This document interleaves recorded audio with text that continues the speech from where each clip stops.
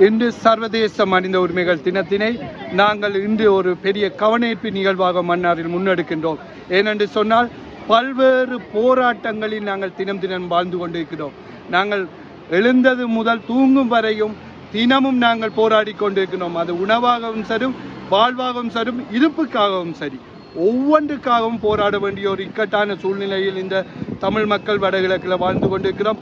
அதன் ஒரு பகுதியாக மன்னார் மாவட்டத்தில் இளையோர்கள், மனித உரிமை செயற்பாட்டாளர்கள், மனித உரிமை ஆர்வலர்கள் என ஒன்றிணைந்து இந்த கவனஈர்ப்பு நிகழ்வினை மேற்கத்திய தாளங்களுடன் நாங்கள் இந்த கவனஈர்ப்பை மேற்கொண்டிருக்கின்றோம். எங்களுடைய நோக்கம் எங்களுடைய உரிமைகள் மதிக்கப்பட வேண்டும். நாங்களும் இந்த நாட்டினுடைய சக குடிகளாக மதிக்கப்பட வேண்டும். இந்த நாட்டினுடைய ஒவ்வொரு பிரஜைகளும் இந்த கௌரவமாக மதிக்கப்பட வேண்டும் என்று வலியுறுத்தி நாங்கள் பல்வேறு கோரிக்கைகளை முன்வைத்திருக்கின்றோம்.